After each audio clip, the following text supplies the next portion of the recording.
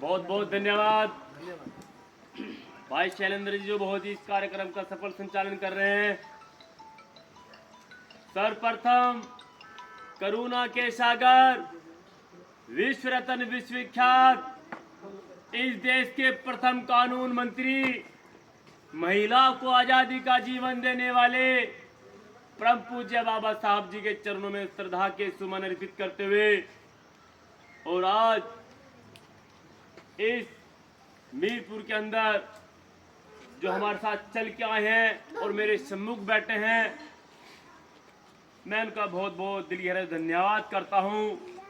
और जितने भी हमारे बहुजन महापुरुष हैं मैं उनके चरणों में नमन करता हूं। गुरु में गुरु संत रविदास जी के चरणों में नमन करते हुए और गुरु वाल्मीकि जी चरणों में नमन करते हुए मेरा सभी साथियों को क्रांतिकारी जय भीम, जय वाल्मीकि। हम गांव-गांव जा रहे हैं, हम गांव-गांव जा रहे हैं और गांव-गांव लोगों को जोड़ने का काम कर रहे हैं। हम भीम आर्मी आजाद समाज पार्टी से हम लोगों को इसलिए जोड़ रहे हैं क्योंकि आज दलितों की जो दशा और दिशा बहुत ही दयनीय हो चुकी है। हम दलित हैं इसलिए लोग हमारी हत्याएं कर रहे हैं। हम दलित हैं इसलिए लोग हमें मार रहे, पीट रहे हैं। हम दलित हैं इसलिए हमारे नौजवान साथियों को मूछें रखने पर उनकी हत्या की जाती है। हम दलित हैं इसलिए हमारे नौजवान साथी को घोड़ी रखने पर उसकी हत्या की जाती है। हम पिछड़े हैं इसलिए हम लोगों को पिछड़ा होने के नाते हमारी हत्या की जाती है। हम माली है, सैनी है, तेली है, तमालू है, पाल है, गडरी है, ऐसे हम ओबीसी वर्ग से लोग आते हैं इसलिए हमारी हत्या की जाती है।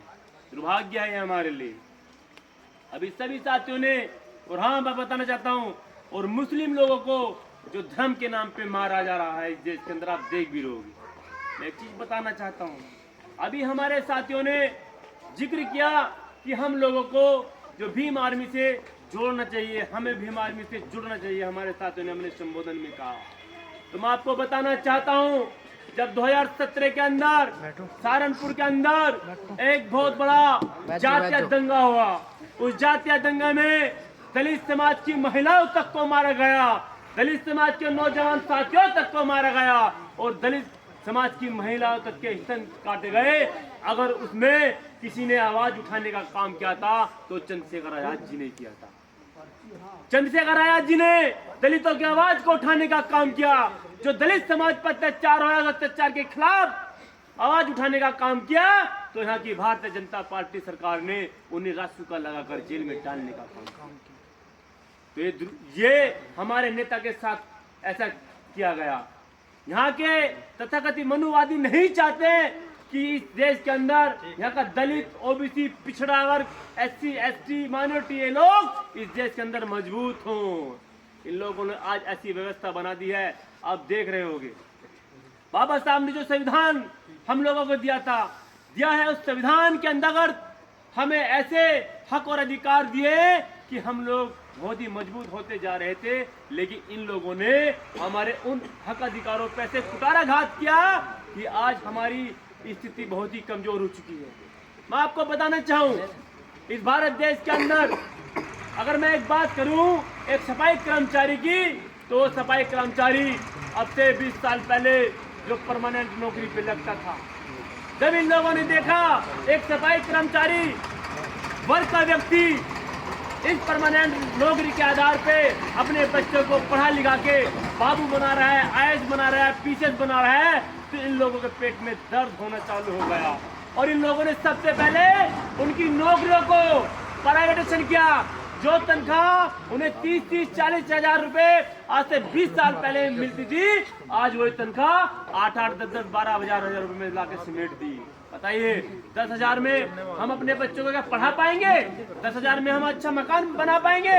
क्या अपने बच्चों को सुख सुविधा दे पाएंगे? इन लोगों ने हमें आर्थिक रूप से कमजोर करने का काम किया है। देखो इस समाज की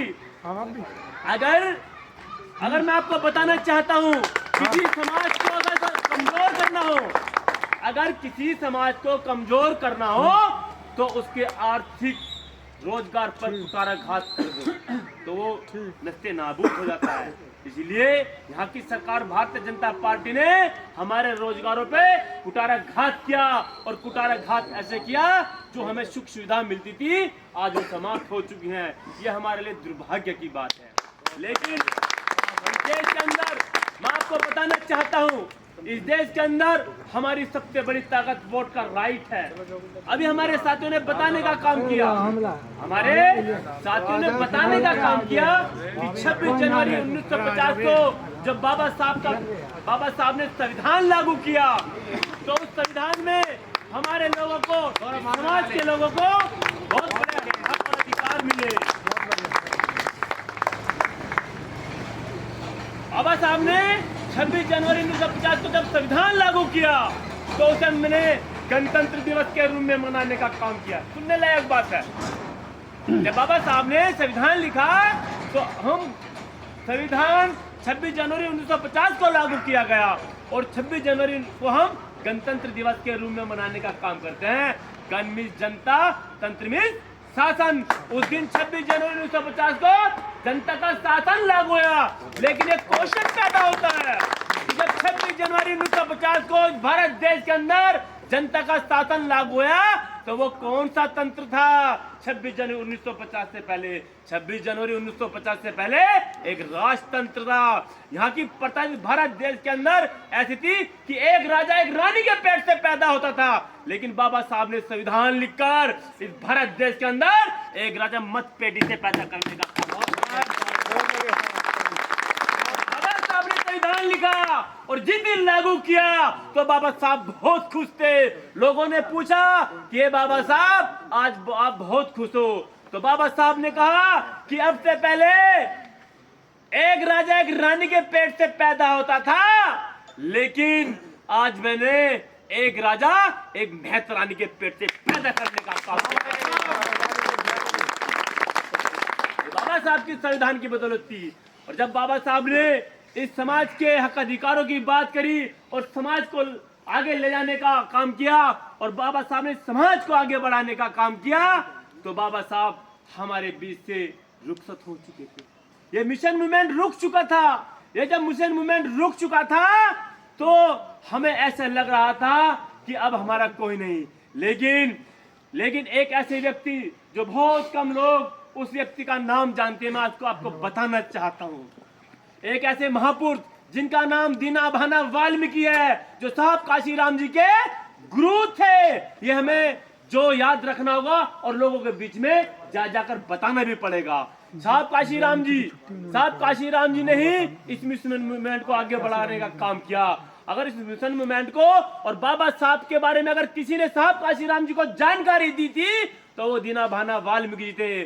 कहते थे कि साहब काशीराम जी ना होते अगर दीना भाना वाल्मीकि ना होते। मेरे साथियों, हमें इतिहास पढ़ना चाहिए और जब इतिहास हम पढ़ेंगे तो बहुत सारी चीजों की जानकारी होगी। तो दीना भाना वाल्मीकि जी और साहब काशीराम जी एक कंपनी में काम करते थे, जिसे कहते फैक्ट्री में काम करते थे। तो दीना भाना वाल्मीकि जी ने कहा कि मुझे अपने बाबा साहब की छुट्टी बनानी है। तो वहां की कंपनी के लोगों ने मना कर दी दीना भाना वाल्मीकि जी को छुट्टी देने के लिए और कहा कि हम छुट्टी नहीं दे सकते। दीना भाना वाल्मीकि जी ने कहा कि मैं बाबा साहब की जयंती को मनाऊंगा, किसी में कोई ताकत नहीं अगर कोई रोक ले। तो उन्हें छुट्टी नहीं दी तो दीना भाना वाल्मीकि जी ने अपना रिजाइन लेटर दे दिया, इस्तीफा दे दिया अपनी नौकरी से। लो मेरा इस्तीफा लो, लेकिन मैं छुट्टी जरूर मनाऊंगा। काशीराम जी हमारे एक बड़े उहदे पे थे, है ना। तो उनके पास ये बात गई। बात जाने के बाद उन्होंने क्या मामला है तो साहब काशीराम जी को बताया कि ऐसा मामला कि मेरे बाबा साहब की जयंती लोगों ने छुट्टी देने से मना कर दिया। तो उन्होंने पूछा साहब काशीराम की बाबा साहब के बारे में कुछ बताओ। तो उन्होंने बहुत सारी जानकारी दी। देने के बाद तो साहब काशीराम जी ने कहा कि हम भी इस्तीफा देते हैं और बाबा साहब की छुट्टी हम भी मनाते हैं। वही सही बहुजन मूवमेंट की चिंगारी उत्पन्न हो गई थी। और आज उस बहुजन मूवमेंट की ही देने अगर मेरे जैसा व्यक्ति भी आज मेरठ के अंदर धारने का काम करता है तो बाबा साहब की और साथ साथ दीना भाना जी की देन है। तो साहब अगर DSF बनाने का काम किया तो दीना भाना वाल्मीकि जी, साहब काशीराम जी, ये 4 लोग थे। मैं आपको बता दूं, हमारे दीना भाना वाल्मीकि जी, साहब काशीराम जी, खापटे, तेजेंद्र सिंह झल्ली, 4 लोगों ने ही इस मिशन मूवमेंट को आगे बढ़ाने का काम किया। मुझे मिशन मूवमेंट आगे बढ़ाया और साहब काशीराम जी ने लोगों को जगाने का काम किया। मैं एक चीज बताना चाहता हूँ, बाबा साहब ने हमें वोट का राइट का अधिकार दिया तो साहब काशीराम जी ने घर घर जाकर उस वोट को बताने का काम किया। साहब काशीराम जी कहते थे कि गरीब की ताकत उसकी वोट होती है। ए मेरे गरीब मजदूर और किसानों, अपनी ताकत को पहचानो और अपनी वोटों की रक्षा सुरक्षा में इस प्रकार करनी चाहिए जिस प्रकार से हमें बहन बेटियों की रक्षा करनी चाहिए, क्योंकि ये लोकतंत्र है और इस लोकतंत्र में सबसे बड़ा हथियार वोट का राइट है। अगर इस देश का चाय बेचने वाला प्रधानमंत्री है तो आपकी वोटों की ताकत की बदौलत है। तो ये लोकतंत्र की ताकत है। तो साथियों, हमें अपनी वोटों को समझना चाहिए और अपनी ताकत को समझना चाहिए। आज चंद्रशेखर आजाद जी और माननीय विनय रतन साहब आज आपके हक अधिकारों की जो निरंतर लड़ाई लड़ रहे हैं। हम इसलिए जुड़े हैं कि हमें कोई MP MLA नहीं बनना, हमें इसलिए जुड़े हैं कि अपने समाज को जागरूक करना है। और जब हमारा समाज जागरूक हो जाएगा और उनका अपने हक अधिकारों को पता चल जाएगा, वो इस देश के अंदर क्रांति कर देगा। और जब कोई समाज किसी देश के अंदर क्रांति करता है तो कभी कभी क्रांति सत्ता में तब्दील होती है और जिसका शासन होता है उसी का प्रशासन होता है। जिस दिन आपकी सत्ता और शासन होगा तो आपके भी इस देश के अंदर अधिकारी, बाबू, IAS, PCS आपके होंगे। आपकी बात करने वाला कोई ना कोई होगा, क्योंकि बाबा साहब के संविधान की बदौलत है। हमारी पूर्व प्रधानमंत्री इंदिरा गांधी ने एक बहुत बड़े मंच के माध्यम से स्वीकारा था। उन्होंने कहा था कि अगर बाबा साहब का बना हुआ संविधान न होता तो मैं इस देश की प्रधानमंत्री न होती। बाबा साहब के संविधान बस मैं तो आपको यही बताना चाहूंगा, भीम आर्मी आज के डेट में पूरे भारत देश के अंदर काम कर रही है और वो दिन दूर नहीं। मैं आपको बताना चाहता हूं कि वो दिन दूर नहीं जब हमारी इस प्रदेश में भी सत्ता होगी और इस देश में भी सत्ता होगी। मैं आपको आज ये आश्वस्त करता हूं। बहुत जल्दी हम सत्ता के नजदीक पहुंचने वाले हैं, क्योंकि इस टाइम सैलाब है ये भीम आर्मी आजाद समाज पार्टी का और चंद्रशेखर भाई को कोई रोक नहीं पाएगा। और एक चीज और मैं बताना चाहता हूँ, माननीय मुख्यमंत्री साहब एक नारा दे रहे हैं कि कटोगे बटोगे तो कटोगे, कि बटोगे तो कटोगे। मैं उनसे पूछना चाहता हूँ, जब हाथरस के अंदर बहन मनीषा वाल्मीकि की आबरू को नोचा गया था, आपका नारा कहाँ चला गया था कि बटोगे तो कटोगे? कहाँ नारा गया था? आपके ही शासनकाल में आपके लोगों ने उन दोषियों को बचाने के लिए 24 गांव की पंचायत की थी। वो इसलिए पंचायत की थी क्योंकि हम कमजोर लोग हैं, आप हमारी बात नहीं कर सकते, लेकिन हम इतने कमजोर नहीं कि अपने हक अधिकारों के लिए हम खड़े ना हो। क्योंकि आपके ही शासनकाल में उन लोगों ने 24 गांव की पंचायतें की थी बहन मनीषा वाल्मीकि हत्यारों को बचाने के लिए। और आज ये बाहर हैं, जब वे बाहर आते हैं, मनीषा वाल्मीकि की बहन मनीषा वाल्मीकि की भाभी बोलती है कि जब वे हत्यारे जेल से निकल के आए तो उनका माला पहनाकर स्वागत किया गया। ये दुर्भाग्य की बात है, ये दुर्भाग्य की बात है। जिस बहन के साथ इतना बड़ा अत्याचार हुआ और पूरा बहुजन समाज उठ पड़ा और बहन की लड़ाई लड़ने के लिए निरंतर तैयार हो गया। मैं आपको बताना चाहता हूं कि ये लोग हमें बहकाने की बात करते हैं और बांटने की बात करते, बंटना मत। हम सब एकजुट हैं, एकजुट थे, एकजुट हैं और एकजुट रहेंगे। हमें कोई नहीं बात करता। और मैं बताना चाहता हूं कि प्रण करते हैं आजादी की शाम नहीं होने देंगे, वीरों की समाधि को बदनाम नहीं होने देंगे। और जब तक तन में लहू की एक बूंद भी है बाकी, सुन लो मनुवादी, जब तक तन में लहू की एक बूंद भी है बाकी, बाबा साहब के अचल को नीलाम नहीं होने देंगे। बाबा साहब के अचल को नीलाम नहीं होने देंगे। और चंद्रशेखर आजाद जी ने एक एक व्यक्ति को आज बहुत मजबूत किया है, एक एक कार्यकर्ता को बहुत मिशन मूवमेंट के प्रति तैयार किया। तो मैं बताना चाहता हूं कि चंद्रशेखर आजाद जी कह रहे हैं कि सुंदर सुर सजाने को साज बनाता हूं।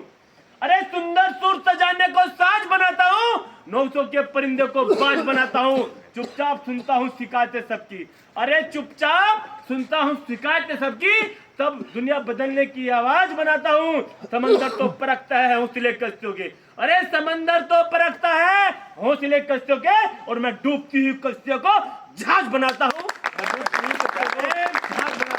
साथियों, आपको बताना चाहता हूँ, ये भीम आर्मी का सैलाब है, ये नहीं रुकेगा। ये वो सैलाब है, ये पूरे बहुजन समाज को एकजुट कर कर आपको सत्ता तक पहुंचाने का काम करेगा। और मैं बताना चाहता हूं कि ये जरूरी नहीं कि हम एमपी एमएलए बने, ये जरूरी है कि इस भीड़ में से भी कोई एमपी एमएलए जरूर बनेगा। मैं आपको बताना चाहता हूं, आप में से कोई ना कोई एमपी एमएलए बनेगा अगर आप लोगों ने इस मूवमेंट को आगे बढ़ाने का काम किया। साथियों, बस मैं आप, क्योंकि समय भी है और आपने हमारी बात को ध्यान से सुना, और मेरे यहाँ जितने भी मीरपुर के वासी हैं, मैं उनके लिए दो शब्द जरूर कहना चाहूंगा कि सुबह लिखता हूं मैं शाम लिखता हूं, अरे सुबह लिखता हूं मैं शाम लिखता हूं, मंजिल लिखता हूं मैं मुकाम लिखता हूं, और मेरी कलम भी हो जाती है दीवानी। अरे मेरी कलम भी हो जाती है दीवानी जब मैं अपने मीरपुर वासियों का नाम लिखता हूं, मीरपुर वासियों का नाम लिखता हूं। बहुत बहुत धन्यवाद आपका, क्योंकि आपने जो हमें प्यार दिया, स्नेह दिया, हम इसके लिए सदा आपके ऋणी रहेंगे। और हमेशा जब जब आप हमें याद करोगे, अगर आपने आधी रात को भी फोन कहा तो आपके आधी रात को भी फोन उठा के हम बात करेंगे।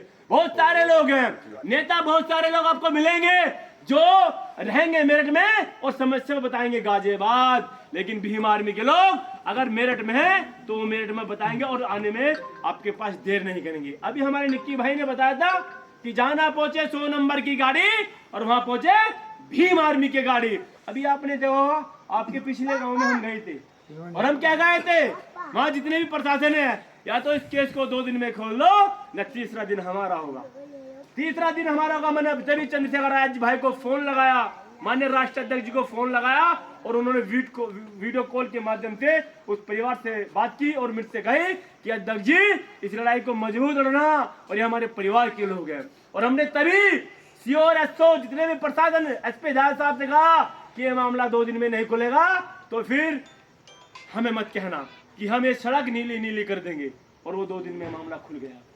तो आज आपकी जो हक अधिकारों की लड़ाई लड़ रहा है, आपकी जो आज सच्चाई में आपके हक अधिकारों के साथ साथ आप पे जो अत्याचार है उसकी लड़ाई लड़ रहा है, तो वो भीम आर्मी समाज पार्टी के लोग हैं। भाई चंद्रशेखर आजाद जी हैं, भाई विनय रतन जी हैं। तो मैं आपसे बताना चाहता हूँ, बहुत सारी पार्टियां आएंगे आपके बीच में, वोट लेने का काम करेंगे, लेकिन जब हम पे हमारे पे अत्याचार होता कोई नहीं बोलता। भीम आर्मी से अलावा कोई नहीं बोलता। ये इतिहास आगे 5 साल और 7 साल का देख लीजिए कि भीम आर्मी से अलावा कोई नहीं बोलता, क्योंकि उन्हें कहीं ना कहीं ये समस्या है कि अगर हम बोले तो इस समाज की हमें वोट नहीं मिलेगी। लेकिन हमें इस चीज का फर्क नहीं पड़ता, हमें वोट मिलो या नहीं मिलो, लेकिन समाज हमारे लिए सबसे पहले है। समाज में मरना है, समाज में ही जीना है, इसलिए समाज सबसे पहले है। साथियों, आपने मेरी बात को बड़ी ही ध्यानपूर्वक सुना। मैं आपके लिए बहुत बहुत धन्यवाद और आपको दिल की गहराई से बधाई देता हूँ। जय भीम, जय वाल्मीकि, जय गुरु।